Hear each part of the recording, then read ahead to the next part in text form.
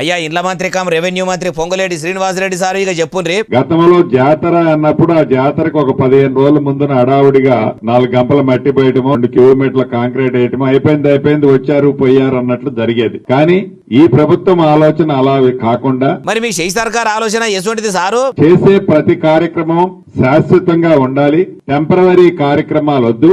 ఆర్థికంగా ఇంకొక 10% 20% ఎక్కువ ఖర్చు అయినా చేసిన పని పర్మనెంట్ గా ఉండాలనే ఆలోచనతో చేస్తున్నాం. ఎందుకు చేయరు సారు? మా చేస్తారు. మీ ఇంతకెళ్ళి తెచ్చే పైకం ఏం ఖర్చు చేస్తలేరు కదా, అంత పైకం ఖర్చు పెట్టి ఏం ఎలుము చేస్తున్నారు సార్? ఆముచ్చట చెప్పుర్రి. గతంలో మీరు చూశారు ఈ అప్రోచ్ రోడ్లన్నీ కూడా 60 ఫీట్లు 50 ఫీట్లు విడ్త్తో ఉండేవి.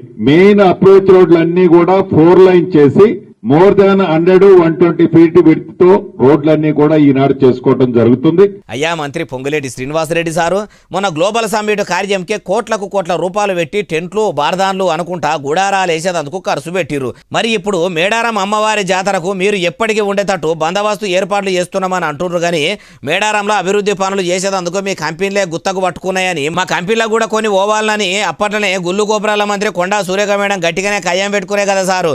మరి ఇప్పుడు మీరు 4 రాళ్ళు వెనకకేసుకునే పని పెట్టుకొని పనులని పలసగా చేసి ఊకనే తట్ట అయితే చేయకుండ్రి. ఉదికు ఇందిరమ్మ ఇండ్ల లబ్ధిదారులు కూడా యాళ్లకు బిల్లులు పడతలేవని, పెండింగ్ బిల్లులు బాగానే ఉన్నాయని మొత్తుకుంటుర్రు. మరి ఆ ముచ్చట కూడా ఏంది సార్ అంటుర్రు. ఏ ముచ్చటిన్నోళ్ళు